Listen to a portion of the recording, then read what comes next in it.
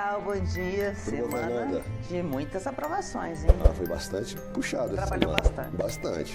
Foi muita votação, muita discussão, muita polêmica. Então, só para fazer um apanhado geral e depois eu entro nos detalhes. Foi uma semana de muitas discussões e debates.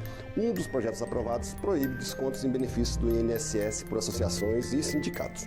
Outro queria Sistema Nacional de Educação, que pretende fazer pela educação o que o SUS faz pela saúde. A Câmara aprovou ainda aumento de pena para quem adquirir celulares roubados e para quem furtar combustíveis. Foi aprovada ainda a proposta que estabelece regras para atividades econômicas e proteção do Pantanal. Mas a semana foi marcada também por projetos de proteção da primeira infância, prevenção de estafa materna e combate à fome. Começava falando das fraudes do INSS. A Câmara dos Deputados aprovou o projeto que proíbe descontos de mensalidades de associações, sindicatos, entidades de classe ou organizações de aposentados e pensionistas nos benefícios do INSS, mesmo com autorização do beneficiário. A proposta, já enviada para o Senado, permite o desconto de empréstimos consignados, aqueles descontados em folha com juros menores, mas eles só poderão ser autorizados pelo beneficiário por meio de biometria e assinatura eletrônica, ou pessoalmente nas agências do INSS. A proposta também manda o INSS fazer uma busca ativa das pessoas lesadas e assumir a responsabilidade por ressarcir os prejuízos. O objetivo é prevenir fraudes, como a apontada pela Operação Sem Desconto da Polícia Federal, que investigou o desvio de mais de 6 bilhões de reais de aposentados e pensionistas entre 2019 e 2024. Deputados aliados ao governo criticaram alguns pontos da proposta. Um deles é deixar o orçamento federal como fonte de pagamento dos prejuízos. Outro é a autorização de desconto de prestações devidas a bancos pela antecipação de aposentadorias ou pensões, uma espécie de empréstimo em que os bancos antecipam o benefício com desconto. O deputado Rogério Correia, do PT de Minas Gerais, criticou essa medida. Na prática, você vai permitir que se estabeleça um novo tipo de empréstimo que os bancos poderão fazer e que não terão, como no crédito consignado, uma diminuição da taxa de juros, que hoje está na faixa de 1,8% ao mês, e também não terá um limite para o salário do aposentado que tem no crédito consignado. Então isso vai virar um outro crédito, muito pior do que o crédito consignado e feito pelos bancos e por instituições financeiras, inclusive fintechs, que hoje estão na mira, inclusive, da própria Polícia Federal. Mas o relator da proposta, o deputado Danilo Forte, do União do Ceará, disse que é papel do Congresso criar uma lei que impeça fraudes lesivas a aposentados e pensionistas. Foi roubo que aconteceu. Os aposentados do Brasil foram roubados e o Estado brasileiro precisa proteger os seus aposentados. E o papel da Câmara dos Deputados, o papel do Congresso Nacional nesse momento, é criar uma legislação capaz de inibir a repetição dos mesmos erros, porque já não é a primeira vez que a gente ouve falar em roubo da Previdência. Quem não se lembra da Georgina, que foi presa, que foi extraditada exatamente por roubos do INSS há 20 e 30 anos atrás. O plenário também aprovou e enviou para o Senado projetos que aumentam as penas para 2 crimes que têm afetado a vida dos brasileiros: a receptação de celulares furtados e o furto e roubo de combustíveis. O que aumenta a pena para quem adquirir celulares roubados foi apresentado pelo governo, mas o texto final acabou estendendo a medida também para outros produtos. Assim, a pena será 1/3 maior para quem adquirir celulares, remédios, combustíveis, fertilizantes, defensivos agrícolas, minério, cigarro, arma ou veículos roubados. O relator, o deputado Alberto Fraga, do PL do Distrito Federal, disse que penalizar o receptador é uma maneira de combater o furto e o roubo. Foram furtados no nosso país em 2024 aproximadamente 480 mil telefones celulares. E senhores, se furta tanto, é porque tem alguém que compra. E aí eu acho que o governo acerta quando aumenta a pena para a receptação. O receptador, ele precisa ser punido. Não se furta, não se rouba, se não tem para quem vender. O segundo projeto aumenta as penas para furto, roubo e receptação de combustíveis, uma das principais fontes de renda do crime organizado. Dados do Ministério Público apontam que anualmente são furtados 14 milhões de litros de combustíveis dos oleodutos da Transpetro, operadora de dutos do sistema Petrobras. Para o relator da proposta, o deputado Ricardo Abrão, do União do Rio de Janeiro, esses crimes têm consequências graves que justificam o aumento das penas. tais delitos oferecem riscos de diversas magnitudes à sociedade, como explosões, contaminação ambiental, contaminação de corpos hídricos, desabastecimento de centros urbanos, interrupção do fornecimento de combustível e até morte. Práticas ilícitas nessa seara são capazes de distorcer o mercado e criar graves risco à incolumidade pública. Outro projeto que também seguiu para o Senado foi o que aumenta em 1/3 a pena para quem cometer outro tipo de crime, maus tratos contra a pessoa com deficiência. Hoje o Código Penal prevê pena de 2 a 5 anos de prisão para quem coloca em risco a vida ou saúde de pessoa sob sua responsabilidade. A pena pode chegar a 7 anos se resulta em lesão corporal grave e até 14 anos se resulta em morte. De acordo com o Atlas da Violência de 2024, quase 10% da população possui alguma forma de deficiência e está exposta a diversas formas de abuso, como negligência e violência sexual. Para o relator, deputado Zé Haroldo Catedral, do PSD de Roraima, pessoas com deficiência pertencem a um grupo socialmente minoritário e possuem vulnerabilidade mais acentuada.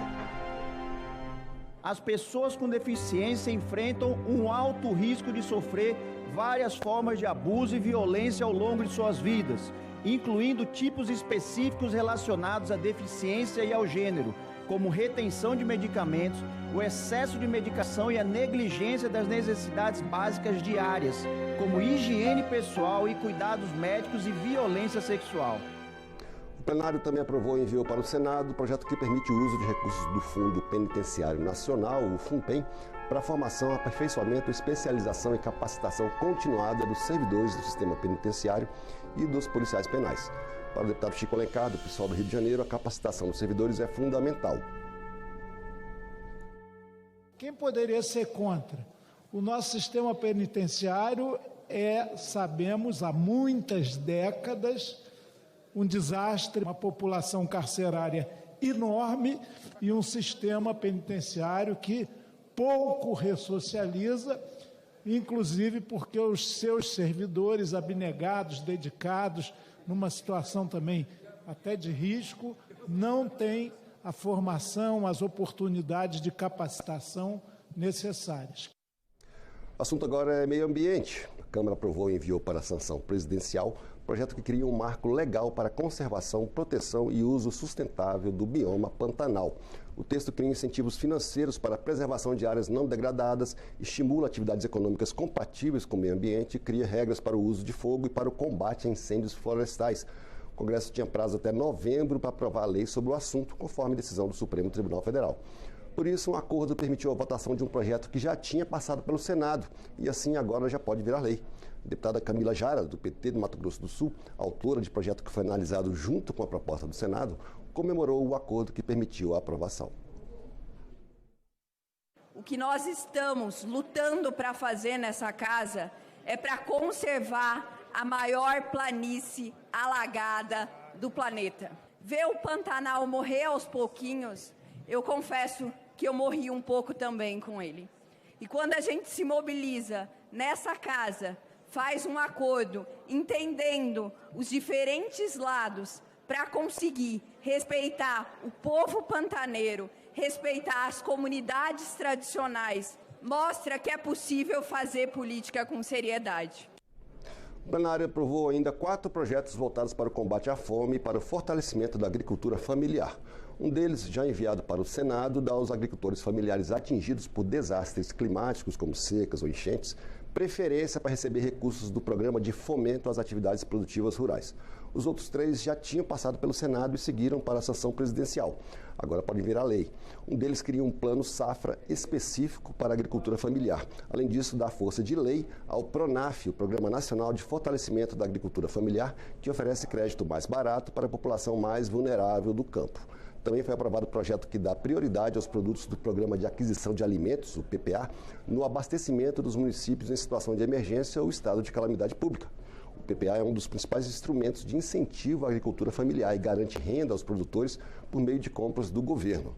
O terceiro projeto enviado para a sanção presidencial estabelece o uso de indicadores como o Índice de Desenvolvimento Humano, o IDH, ou outros a serem definidos pelo IBGE, para ajudar a definir as prioridades do Sistema Nacional de Segurança Alimentar e Nutricional. O relator, deputado Anderson Pinto, do MDB do Pará, resumiu a importância do combate à fome. A alimentação adequada é determinante para a prevenção de doenças tais como desnutrição, anemia, obesidade, diabetes, hipertensão, câncer relacionado à dieta, entre outros agravos. Sistemas alimentares saudáveis reduzem custos para o Sistema Único de Saúde.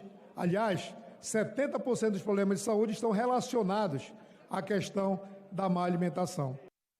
A Câmara também aprovou o projeto que cria o Sistema Nacional de Educação, o SNE, conjunto de medidas que transforma em lei a cooperação entre governo federal, estados e municípios na área de educação básica e superior, como manda a Constituição. Para entender a importância da proposta, especialistas consideram que o SNE está para a educação, assim como o SUS está para a saúde. Entre outras coisas, os 3 entes da federação vão definir em conjunto padrões mínimos de qualidade da educação básica, com base em parâmetros como jornada escolar mínima, número de professores por aluno, piso salarial dos professores e estrutura física das escolas. A proposta também cria instâncias com a participação da sociedade e dos 3 entes da federação para discutir e propor maneiras de diminuir as desigualdades regionais, aumentar os investimentos e melhorar a qualidade do ensino. A proposta foi criticada por deputados da oposição. Para o deputado Kim Kataguiri, do União de São Paulo, faltam indicadores de qualidade e medidas para responsabilizar gestores ineficientes. O que se cria aqui com o tal SUS da educação é um assembleísmo. São instâncias infinitas de deliberação que não chegam a conclusão alguma, que não contribuem absolutamente nada para o avanço da educação. Falta comando, meta, indicador. E primeiro, a gente não tem sequer um indicador para a educação infantil. Despeja-se dinheiro, e o que mais se fala para a educação é dinheiro, mas sem nunca se preocupar com a qualidade da aplicação desse recurso. Inclusive, os estados que mais receberam Fundeb foram aqueles com as piores notas. A proposta já tinha passado pelo Senado e voltou para análise dos senadores por ter sido alterada pela Câmara. O relator, deputado Rafael Brito, do MDB de Alagoas, disse que o Sistema Nacional de Educação harmoniza os esforços do governo federal, estados e municípios, respeitando as especificidades regionais. Vi prefeitos angustiados, sem orientações de como melhorar a qualidade de ensino dos seus municípios. Vi governadores lutando para coordenar políticas educacionais com centenas de prefeituras. Vi a União tentando implementar políticas nacionais sem a devida articulação e diálogo com estados e com municípios. O SNE vem, portanto, para acabar com essa segmentação. Vem para criar pontes onde antes haviam muros. Vem para transformar a educação brasileira em um sistema verdadeiramente nacional, respeitando as especificidades regionais e locais, mas garantindo padrões de qualidade e equidade em todo o território nacional. Tanta coisa e não acabou não, né? Não acabou não. O plenário também deu prioridade a projetos voltados para a primeira infância e saúde mental das mães. Foi aprovado o projeto que cria uma política de apoio e prevenção à estafa mental e burnout relacionados à maternidade. A proposta também enviada para o Senado prevê medidas como apoio psicológico no SUS, estímulo a cargas de trabalho flexível e campanhas que promovam divisão de tarefas em casa. A relatora da proposta, a deputada Sâmia Bonfim, do PSOL de São Paulo, disse que a falta de políticas públicas e de redes de apoio causam sobrecarga às mães. 9 em cada 10 mães sofrem de burnout materno, grau leve, moderado ou severo. 9 em cada 10 mães. Isso porque muitas vezes se tem expectativas completamente irreais sobre a maternidade.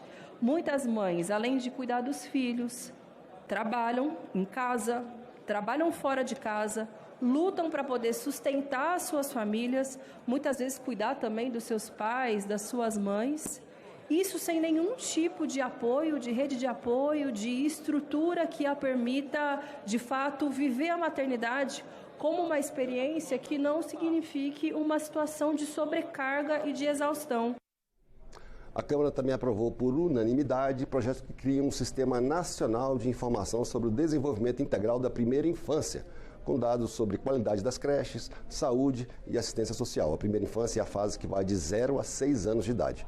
O Banco Unificado vai ajudar, por exemplo, a identificar deficiências de aprendizado ou saúde, o que vai auxiliar o planejamento e acesso das crianças a serviços como atendimento médico, vacinação, acompanhamento pedagógico e apoio social. O projeto já tinha passado pelo Senado e foi enviado para a sanção presidencial, ou seja, já pode virar lei.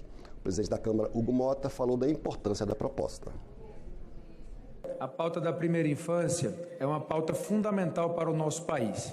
Se nós tivermos o cuidado necessário com as nossas crianças desde a gestação, dando apoio às mães para que tenham uma boa alimentação, bons cuidados, realizem o exame pré-natal, possa, ao ter os filhos, a condição de levá-los ao médico, a ter o acompanhamento do cartão vacinal, ter uma boa nutrição através do aleitamento materno e, consequentemente, a vaga na creche na idade certa, Silvia, nós vamos mudar o Brasil.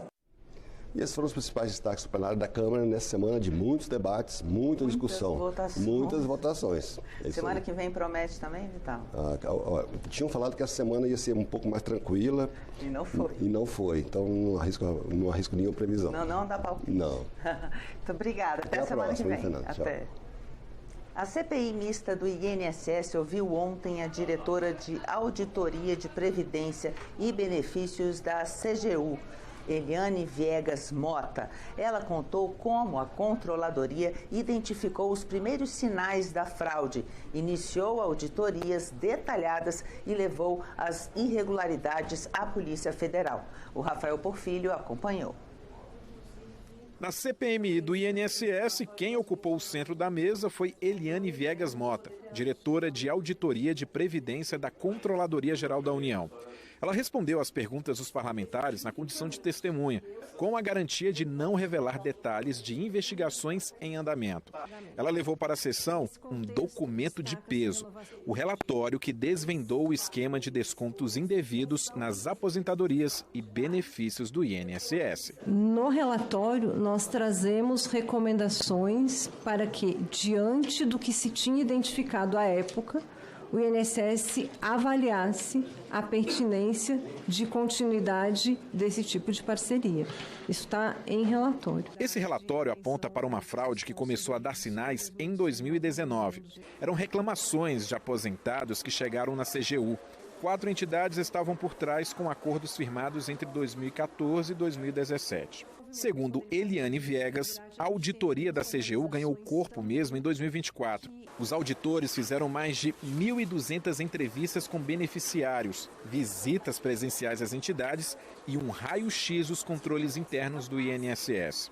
O relatório da CGU aponta que os descontos associativos saltaram de 387 milhões de reais em 2015 para 3 bilhões e 400 milhões em 2024. Os pedidos para cancelar cobranças explodiram, de 900 em abril de 2022 para 192 mil em 2024. Segundo a auditora da CGU, a Polícia Federal foi avisada em abril do ano passado. Já o INSS, 3 meses depois. O relator da CPMI, deputado Alfredo Gaspar, do União de Alagoas, questionou o que aconteceu depois. A senhora poderia relatar quais as providências que o presidente do INSS, no ano de 2024, a estar presente nesta reunião, se comprometeu a adotar? Ele disse que faria uma análise das informações que nós tínhamos apresentado e avaliaria a viabilidade de fazer o que estávamos propondo. Ela, de forma técnica, abriu os olhos e os horizontes da CPMI para um fato que nós vamos ter que botar a lupa, que são os consignados. Enquanto os empréstimos consignados eram uma perspectiva de investigação, hoje nós temos a obrigação de adentrarmos a essa questão. Para isso, teremos ao nosso lado Ministério Público Federal, Receita Federal, Banco Central, Tribunal de Contas da União, CGU. A CPMI votou novos requerimentos, como destacou o vice-presidente da comissão, deputado Duarte Júnior, do PSB do Maranhão. Requerimentos para a solicitação de mais documentos, mais informações, como, por exemplo, um requerimento que eu destaco, é um requerimento em que nós solicitamos informações pormenorizadas, específicas, sobre a visita do careca do INSS aqui no Congresso Nacional. Queremos saber que dia ele veio, quem ele visitou, o que ele veio fazer, quanto tempo ficou, porque ele é o principal nome, é o protagonista dessa fraude. A CPMI CPMI já definiu os próximos passos. Na semana que vem, Carlos Lupe, ministro que comandava o INSS quando o escândalo veio à tona,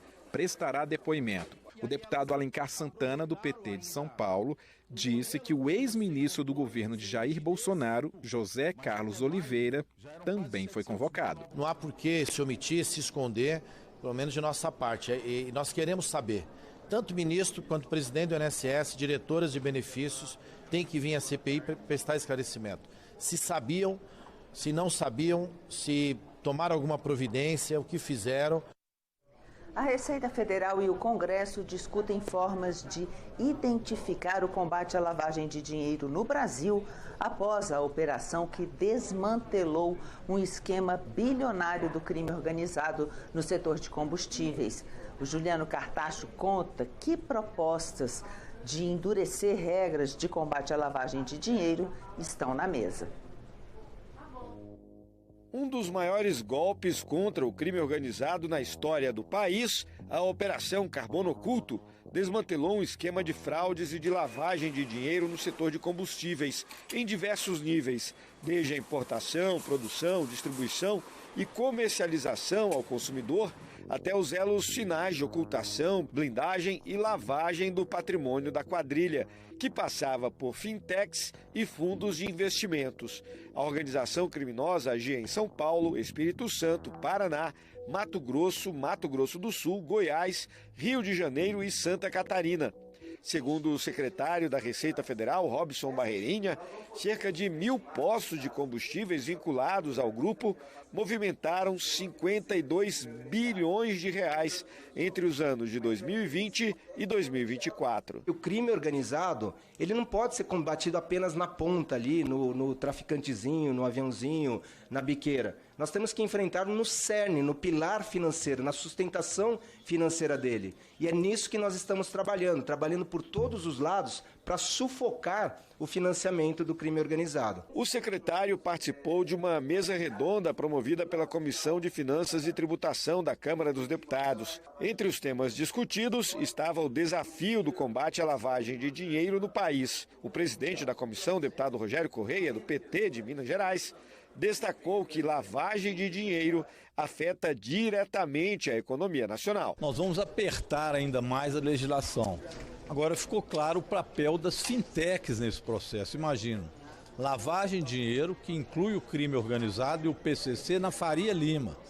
Ou seja, grandes instituições, não são todas, de fintechs que acabam privilegiando o crime organizado. E ali lava dinheiro tanto de tráfico de drogas como de combustíveis adulterados, como nós vimos em mais de 1.000 postos. Especialistas alertaram que o Brasil precisa de mecanismos mais rígidos de fiscalização para acompanhar as inovações do mercado, como os créditos de carbono e as transações digitais, que acabam sendo utilizadas por organizações criminosas para ocultar recursos ilícitos. O deputado Mauro Benevides Filho, do PDT do Ceará, é autor de um projeto de lei que endurece as regras de combate à lavagem de dinheiro e de fintechs. O parlamentar denunciou que, por causa da proposta, começou a receber ameaças de morte. Inclusive, recebendo ligações muito estranhas, que inclusive eu vou ter que balizar, saber exatamente qual é a dimensão de que isso está acontecendo. Chega, não é só de crime organizado, é de qualquer pessoa, de qualquer empresa que venha aplicar no mercado financeiro, está obrigado. Tem a obrigação, o sistema financeiro, de identificar de quem é essa pessoa. Após o debate, a comissão irá elaborar um relatório que deve ser